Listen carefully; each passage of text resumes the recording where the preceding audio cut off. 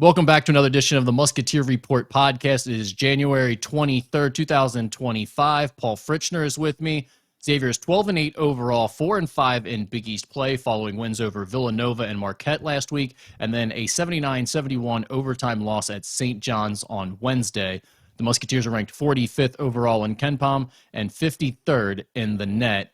They're currently the 7th team out of the NCAA tournament field, according to Bracket Matrix. And Paul, welcome back to the show. Good to see you, my friend. Yeah, it's great to see you, Rick. It's been a little bit since we've done one of these together and, sitting down here talking hoops. So it's great to be back here. And, I think it's been a pretty significant stretch here of the last 2 weeks for Xavier. Been a little bit of a roller coaster, so good amount of stuff to talk about. Yeah, and that's where I wanted to start with you is that stretch that we've had since we last spoke, really, the 3-game winning streak with the big notable game being the win at Marquette, which I still just can't really wrap my head around. I've watched it multiple times. I mentioned this on the Skinny podcast, or on Mo Egger's show, I believe, and I've seen it literally the entire game multiple times now, and I still don't really know how Xavier won that game 59-57 when I look back at the box score. But I think that stretch, and really a large part of the St. John's game where I thought they played very well, is now being clouded today by the late game collapse at St. John's. Yeah, it is. And I think it's tough sometimes when you're watching this and you get so consumed day in and day out by each singular game. And I think you made a great point. I don't know if it was on the last show or on the message board, wherever it was. You made a great point, Rick, about people who get so enveloped by each individual game and kind of lose the context of the entire season, or even lose the context of just maybe the stretch of games that you're going through right now. And yes, Xavier was up by 16 with 17 minutes to go against St. John's. Yes, they scored 50 points in the first 23 minutes and 15 points in the last 17 minutes. That's not good. But they were up 16 at Madison Square Garden and were clearly showing that they were playing a lot better than they were in that first game against St. John's at Cintas on January 7th, because that game was wildly uncompetitive. It was a game that anybody around the team would tell you was just not an opportunity for a win in any stretch of, in any stretch of the word. I mean, they ended up losing by 10, but felt like 30. It felt like St. John's could have won by whatever they wanted to win by in that game. And the team took it to heart. I mean, look, Zach Fremantle talked about it after the win against Marquette. He told John Fanta they had a players-only meeting the day after the St. John's game. They came together as a group, and they said, look, this is not what Xavier basketball is. This was not gritty. It was not tough. This was not who we are as a group. And to their credit, sometimes in sports we talk about players-only meetings. Do they work? Do they not? Whatever. Is it overhyped? Do fans just care about that because it's a cool cliche to talk about? To their credit, in that meeting, whatever they talk about, clearly it worked, or at least something clicked somewhere in there between St. John's and DePaul, because they immediately started playing like a different team. And if you filter on Bart Torvik just since that St. John's game, January 10th and forward, Xavier's playing as the 21st best team in the country, and it was a lot higher than that if you filter in, the offensive metrics. You take out a last little bit of that St. John's game. I mean, that 3-game stretch, Xavier was playing as one of the best teams in the country, and a lot of that was due to their tenacious rebounding, defensive effort, and their just will to win at some points. They closed out that Villanova game. They closed out the Marquette game. Both games where it was up for grabs at the very end. And yeah, it wasn't pretty. Yeah, they hung on to the Marquette game. They hung on, but they got the stop that they needed at the very end. Whereas earlier in the season, that was not something that they could have counted on. Now you go to St. John's and you have the opportunity to do that 3 games in a row, close the game out in that last war. Dalen Swain gets hurt.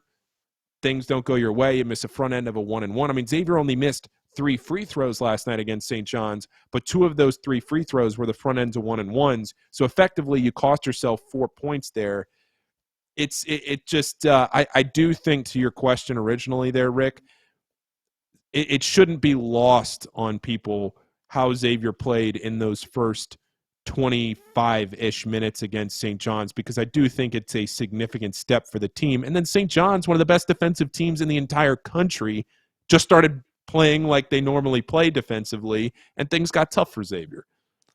Yeah, and I don't want to gloss over the frustration factor here. I get it. I mean, there's last year that compounds on top of this. There's the way the rest of the season has gone. There's the fact that this is like the 5th or 6th late game scenario where the fans have seen the team crumble. Sean Miller even called that out in his post game. So I don't want to gloss over the frustration and act like it's not warranted. I completely understand when you come off that Marquette win and you're like, hey, we're playing well. We've got a real chance here. And you do what you need to do. You put yourself in position at Madison Square Garden to beat the team that looks like the most difficult matchup in the Big East for you.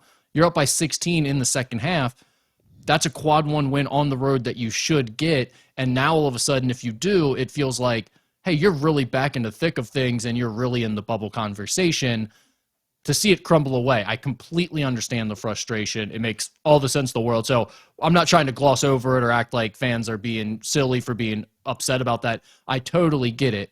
But my point about, the stretch of good play is being clouded, I think I would have come away from that St. John's game still being encouraged by the fact that, to your point earlier, Xavier looked like a JV team compared to St. John's the first time they played. They looked like they would have no chance in hell of beating them at Madison Square Garden in the Big East tournament if that's what this season comes down to for Xavier.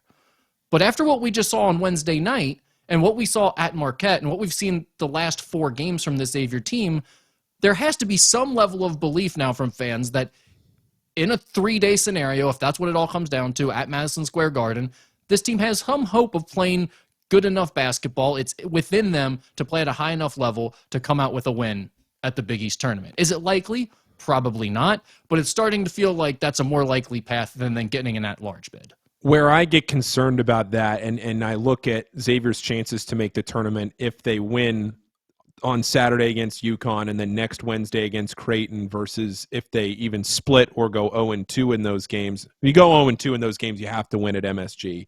If you go 1-1, you at least give yourself a chance. And if you go 2-0, then you're going to be on the right side of the bubble. But where I get concerned, I know it's 2 months away, but where I get concerned about Madison Square Garden, if that is the path that you leave yourself, is that this team has clearly shown signs of fatigue and having to win 3 games in 3 days. We even saw that 2 years ago. I mean, think about when Xavier played in the Big East final 2 years ago against Marquette, and the comments that came out after that game of, we just kind of ran out of steam. And that was a Xavier team that ended up being a 3 seed in the NCAA tournament. And it was just, hey, we had to play 3 games in 3 days. And by the 3rd game, our legs kind of fell out from under us. Now, it's different, though, when your back is against the wall and you have to go win those games.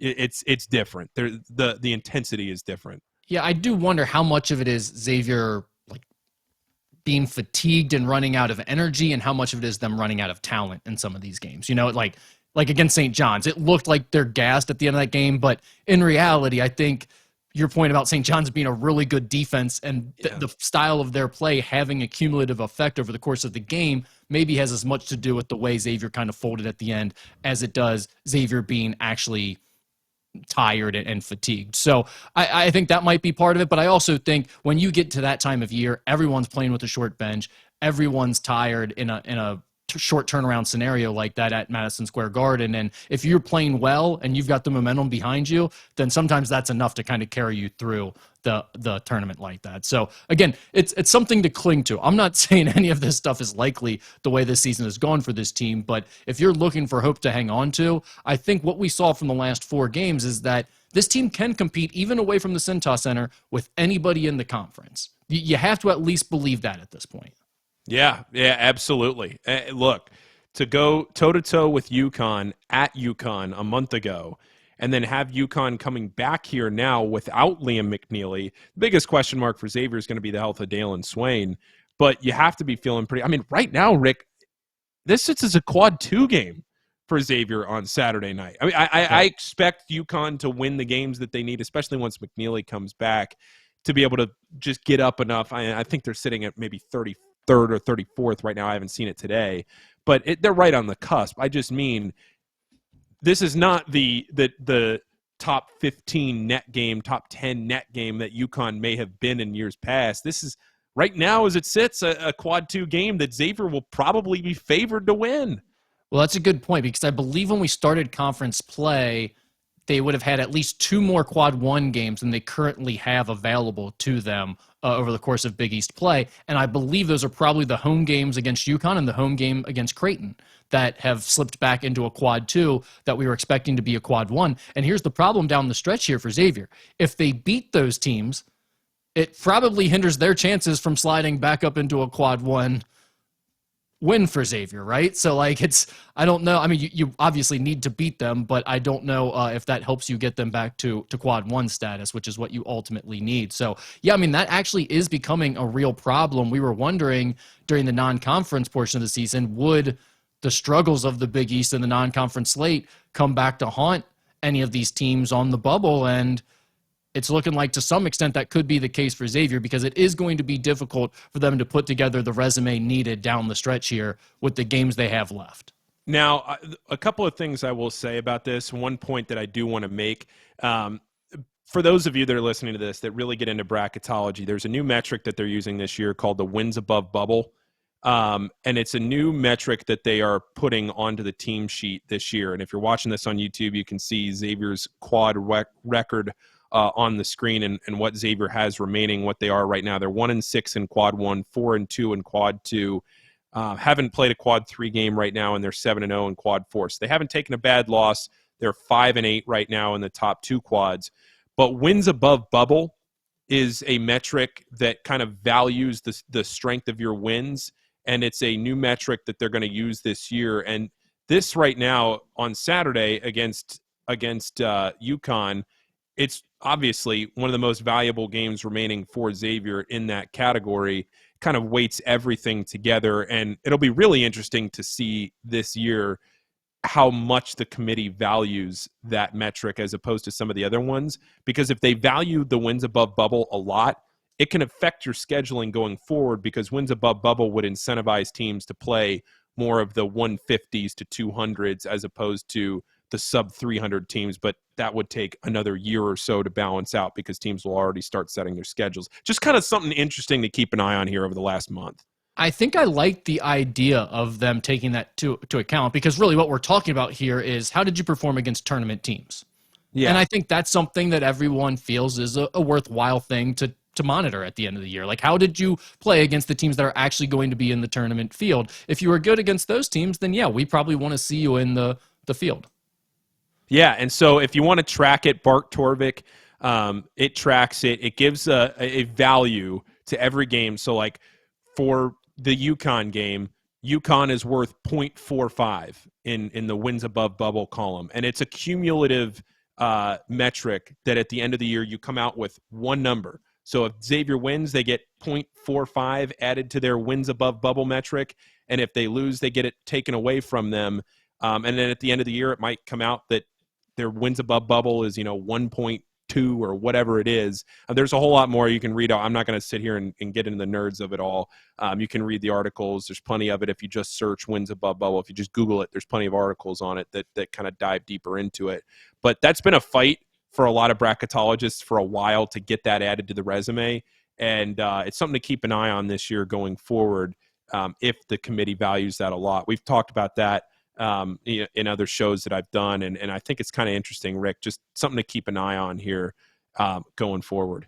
Yeah, so while we're on the topic of bracketology, I mentioned at the top of the show that Xavier is the 7th team out of the current field according to Bracket Matrix, which I'm sure if you listen to this show, you're probably familiar with Bracket Matrix by now. We talk about it every year, but it is an aggregate bracket. It takes all the bracketologists from across the country, it averages them out, and it makes one aggregate bracket to sort of give you an average of what everyone is saying. It's been really the most accurate thing, I think, to follow over the last decade plus or however long it's been in existence. So Xavier's the 7th team out currently on that.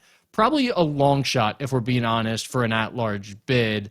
I've been talking about it just from a crude wins standpoint. I think Xavier needs to probably go at least 8-3 over their final 11 just to be in the conversation. And then even then, Paul, as you look at the schedule that they have left, we were just talking about, with only 2 quad 1 games left, the game at Creighton, the game at Villanova, both coming up here in the very near future, there's not a lot of opportunities to get those quad one wins that you need. And when you're talking about like the worst Big East team to get an at-large bid, in my opinion, over the last handful of years, 5 years or so, that was probably the 2022-23 Providence team that went 21-12 overall, 13-7 in the Big East. They were 4-6 in quad one games, 3-2 in quad two games. And again, we just had that up for Xavier. They're 1-6 right now in quad one games, 4-2 against quad two. So I guess the question becomes, is there enough meat left on the schedule for them to put together a resume that's worth getting an at-large bid? Yeah, that's the question, because let's just say Yukon flips back into a quad one game and you can get at least 2 of the 3 left. I mean, none of those other games are going to flip to quad one. None of them are going to end up being a quad one game. I don't see Butler jumping 12 spots here down the run of the season. I don't see, maybe Creighton can sneak up 10 spots, maybe, but it just, you don't leave yourself any room for error. I mean, Xavier has had trouble at Hinkle Fieldhouse over the last however many years. It's been a tough place to play for Xavier. And you need win. At the end of the day, you also need to not accumulate losses. You need to stack wins. You just, there's something about the visual of having 20 wins. Like it or not, the selection committee is human, and they look at this stuff and they can look at every metric that they want, but at the end of the day, a team that hasn't accumulated a lot of losses for whatever reason, we're all human, just you can't keep stacking losses. And that's where, a game like last night against St. John's becomes frustrating, because it's a loss that for 30-ish minutes you thought you could flip into a win, an expected loss into a win. That's what you did against Marquette. You flipped an expected loss into a win. You thought you were going to do that 2 in a row. Now you got to start to find that somewhere. But the problem is your expected losses are kind of dwindling here, right? I mean, Xavier's going to be favored in a lot of these games down the stretch. They're probably, depending on the health of Dalen Swain, like I said, they're probably going to be favored by a point or 2 against Yukon. So, those are games you have to win. You're going to have to win those if you want to get in, if you want to try and sneak into Dayton. And the other thing that I'll say here, Rick, and I know I'm going on here, but I just don't want to forget to say this. When you look at how good the SEC is, and when you look at how good the Big Ten is, and the ACC not so much, but if you just look at the other leagues, the SEC, the Big Ten, those leagues aren't going to leave a lot of open spots to take. I mean, you can really boil it down to maybe 6 or 7 spots, at-large spots, for the ACC, the Big East, and whoever else. Maybe as much as 9 or 10. But it's not a ton that it's going to have to get split between the Big East, the ACC, and then maybe if a mid-major conference has somebody sneak in, that the math starts to become tough, where you have to put this out of the committee's hands. You have to leave them no doubt that you deserve to be in, because at the end of the day, we saw what happened last year with Seton Hall, 1 million bid stealers during conference championship week, and they got left out. Right. And I mean, Xavier's going to be really struggling to try to get to that resume, Yeah. So, I mean, even if they, we're talking about the quad ones and quad twos they have left. There are 6 of those games, 2 quad ones, 4 quad twos. I mean, if we're talking about them going 3-3 as the bare minimum you need to in those games, then you win everything else, obviously. Even then, you're probably still well below the average last team into the tournament. You know what I mean? So, yeah. And to your point about the Big East or the Big Ten and the SEC this year, I don't know that it's necessarily going to be a weak bubble year. I'm not sure that you're going to be able to get in with a weaker resume than usual, and that's probably what Xavier's going to be asking for. So, again, it's a real long shot. We probably spent too much time talking about bracketology as it is, but do you have any final thoughts to wrap up the bracketology talk? No, I don't think so. I think I've hit everything I wanted to hit. All right, we've brought it up multiple times. Dalen Swain going down late in the St. John's game, which was really just a brutal play because you had Marcus Foster inbounding the ball to Ryan Conwell. It gets stolen away at that moment against the full court press. This is right after St. John's had just taken a 1-point lead. You immediately turn the ball over on the inbounds pass against the press. They lay it in to take a 3-point lead, and Dailyn Swain goes out with an ankle sprain. At the time, he was helped off the floor, wasn't able to put any weight on it. Then after the game, I did see him go through the handshake line. He was hobbling, but he did go through the handshake line on his own power. So I thought that was a very good sign that he hadn't already been taken back to the locker rooms or put in a boot or anything like that. He was just kind of handling it under his own power. And then after the game, Sean Miller said that x-rays were negative. He does have an ankle sprain and that it's unknown how much time he'll miss. Paul, this comes at a difficult time, not just because of where Xavier's at in its season and the fact that they need Dailyn Swain, but also because Dalen Swain scored a career-high 16 points before he got injured in the St. John's game. He was playing really well. It felt like he was starting to ramp up just in general. If he misses any significant time, this is a real blow to the end of the season here for Xavier fans. Oh, yeah, it's a worst-case scenario if he misses significant time because these are the most important games of the season here coming up, and you need as much as you can be to be at full strength, you need to be against Yukon and at Creighton. And right now, the question becomes, is Dalen Swain going to be healthy enough on Saturday night at 8 to play the game? Luckily, it's an 8 o'clock game, so you do get an entire extra day of recovery as opposed to if this was a noon tip and you had to wake up at whatever time and start taping up at 10 o'clock and try to get out there and play. Now you at least give yourself an extra 8 or 9 hours to go through whatever treatment you might need, try and get out there, try and play. And look, he had been playing the best basketball of his career consistently from the DePaul game on. Sean Miller had really called him out, might be too strong, but had basically said, Dalen, we need more out of you. And he responded in a big, big way. And he'd been playing game after game. I mean, last night was the best game of his career. And that was right after the best game of his career. And so you're saying to yourself, all right, he's rebounding well, he's scoring, he's being more aggressive. And how many times do you sit there and you think, man, if you could just go up, or we hear it on the broadcast over and over of if Dalen Swain could just go up and dunk the ball. Well, a month ago, Dalen Swain wasn't even driving to get to the rim. So the fact that you've made the progress to even get to the rim and now maybe actually dunking the ball or being a little more aggressive to the rim is the next step. But again, he's a sophomore playing age-wise at what he should be a freshman, and he's kind of taking that learning curve with it, and he's clearly now midway through his sophomore year caught up. I've loved how he's playing lately. He's had a dynamic that Xavier's been missing. Now he gets hurt at the worst time. But I think this is really important, too, for him not to miss the last stretch of the season here. Not, again, just for the team, but if you're the coaching staff and you're trying to figure out what you're going to do with next year's roster, and those important decisions are coming up for you this spring when the transfer portal opens up in March, don't you want to have seen what Dalen Swain's final month of his sophomore season looked like before you make those decisions? Because right now, when you look at the roster and what's expected to return for next year, Dalen Swain's probably going to be one of the most expensive pieces to bring back.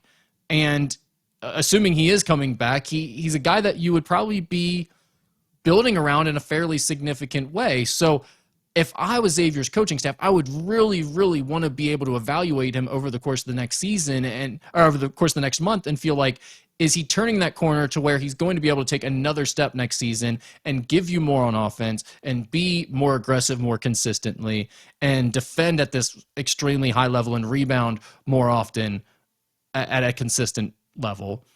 If so, then maybe you feel a lot more comfortable committing more of next year's roster to him and basing more of what you do around him. But if not, then you'd probably like to know that too. And so that's another reason why I think this is really important about how long it takes him to recover here, because we just don't know right now. We're probably not going to know until we get into that Yukon game and see where it's at and then hear from Sean after that. Maybe we'll get a little more information, but it definitely is a big storyline going forward.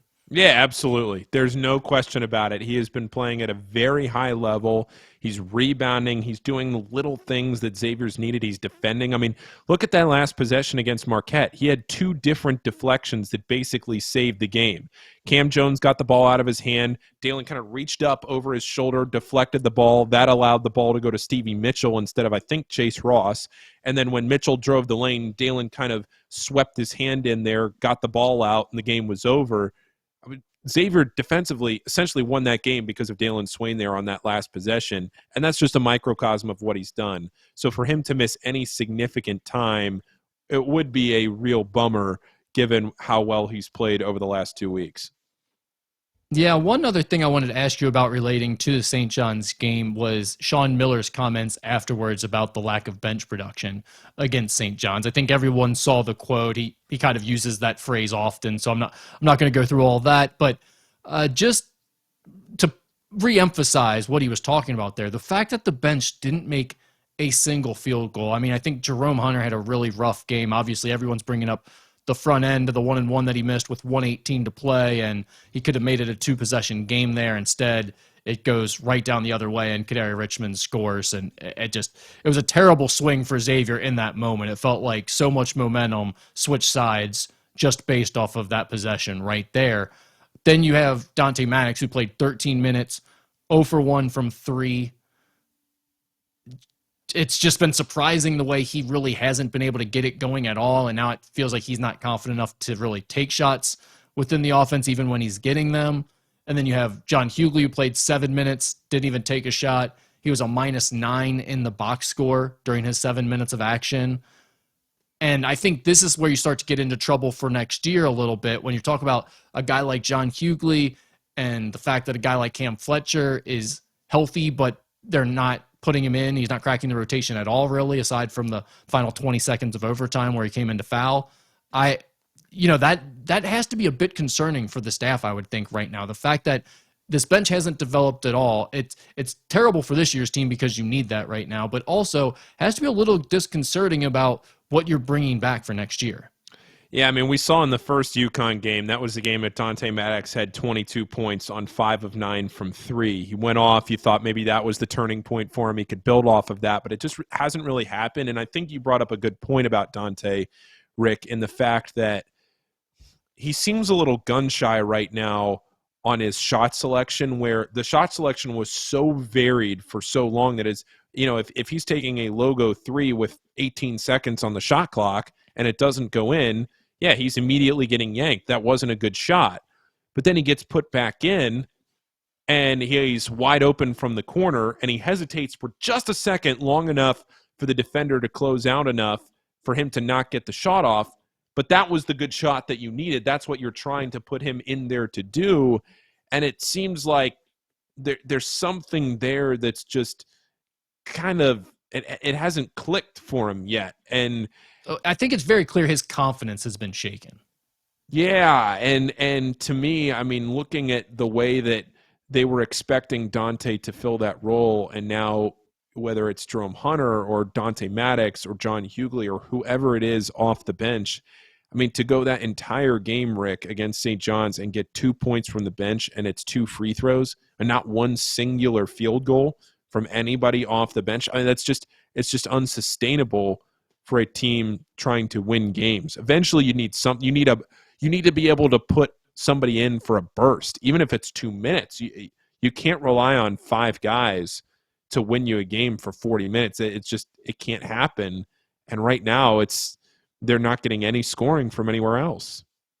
Yeah, and the problem is I don't know that there's much reason to think it's going to improve going forward for the final month plus of this season. I mean, when you look at these guys right now, especially given that St. John's performance that we're coming off of, it doesn't seem like any of them are moving towards being a more consistent player. So the question is, can you maybe still get an outburst like Dante Maddox had at Yukon?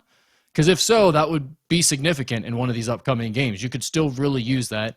I still would say Dante Maddox is the guy that has the best chance of giving you that type of performance if we're talking about guys coming off the bench. But yeah, I mean, with Dalen Swain, if he is out of the lineup for any extended period of time, I think it's probably going to fall mostly on the shoulders of Jerome Hunter and Dante Maddox to fill the minutes and production that you're lacking without Dailyn Swain. Obviously, that they're not the same exact players, but they are going to end up playing more minutes as a result, I think. And obviously, you'll have Marcus Foster taking on a bigger role defensively in that starting lineup. But yeah, I don't think there's a lot of optimism to think that this group is going to become more consistent all of a sudden down the stretch. Can we just talk for a half a second here about Marcus Foster? And I don't think we've talked at all, or at least not enough, about the job that Marcus has done this year. And it feels like his entire season has flown under the radar, and he's stepped up at different points, whether it's hit a three or grabbed a rebound or played a physical defensive role that they've needed. And he's just a quiet guy that's kind of gone about his business every day and done a heck of a job this season. And it just feels like, to me, I wish you had another one of him, right? I wish you had another Marcus Foster out there, because his length with his arms, everything that he gives you. In fact, I kind of wish he took a couple more threes a game, because it doesn't seem like he's daunted by anything. Yeah, a mutual friend of ours last night in a group text after was a second or third three that he hit, maybe. I think he had three in the game. Is that right? Yeah. I can't remember which one it was, but he mentioned that he was getting some Malcolm Bernard late season vibes from Marcus Foster, the way he had been playing. Obviously, this was when Xavier was playing well and they were up big time, and there were some good vibes going on for Xavier fans. But I thought that was a good observation. It's like, yeah, Marcus Foster has been playing pretty well, and it just feels like if this team had a little bit more around, if there was a little bit more going on for them, they could get some momentum going. He could be a really fun storyline, one of those guys finishing off his career in the right way, but just doesn't seem like there's quite enough firepower around him to help out. Yeah. That's all. I just felt like I don't want Marcus Foster to get lost in the shuffle here, because he's had a great season. Obviously, we know Zach Fremantle's having a career year. We've talked about Ryan Conwell and Davion McKnight a ton, but one guy we have not spent much of any time on, or at least myself, is Marcus Foster, and he deserves a lot of credit for a lot of things he's done this year. What do you think about this Yukon game this weekend? Look, if Dalen Swain plays, I feel really good about it. I've watched a lot of Yukon here lately leading into this. I watched that Butler game the other night, that game against Creighton last weekend. And there's just something, and listen to Dan Hurley, he would tell you too from the post-game press conferences, there's just something missing from this Yukon team. And and to me, this is a game that if you're Xavier and you're serious about making the NCAA tournament, and you're serious about trying to make a run here and following up on a game that didn't go your way Wednesday, but you still played pretty well in, you got to win this game. Yeah, I think they just have to play with that same aggressive mentality on offense and take the fight to Yukon, especially early, because Yukon's been fouling like crazy, and that's really hurt them defensively. On the defensive end, they have not been very good. They've slipped from, I think they were around 80th when they played Xavier the first time to open Big East play, and now they're somewhere around 130th. So they've slipped majorly on the defensive side since then. So hopefully, Xavier obviously shot the ball very well in that game. It's probably their best shooting game of the season. It's right up there, I know, both in terms of made threes and percentage-wise. So if Xavier can shoot the ball well again, get them in rotation, playing at home, I think, you'd like to think they have a good chance here. I think Cintas Center is going to be a ton of fun on Saturday. There's going to be juice in the building. It's 8 o'clock on a Saturday Everybody's night. asking for tickets. It seems like everybody's looking for tickets to this game. Yeah, it's a Saturday night. It's sold out. I think they opened up some standing room seats. Yeah, they did standing room only. I don't know if they're still available. I assume they are. But it really feels like there's a ton of juice around this game. And this is the kind of game, I kind of thought about this with the Villanova game a week and a half ago, where the students were back, and it felt like all of a sudden, the day leading into that Villanova game, coming off the DePaul game, I got this feeling the day of the Villanova game that it felt like a different game. It felt like there was a vibe around the team. It felt like there was a vibe in the Cintas Center that hadn't really been there in a little while. And that's the same kind of feeling I have leading into this game on Saturday night, that it was a frustrating game on Wednesday. Anybody around the team will tell you that. It's frustrating. You're up by 16 and you lose. But if you put that behind you, if you have Dalen Swain, which we'll see, that's TBD. If you don't, then that changes things drastically.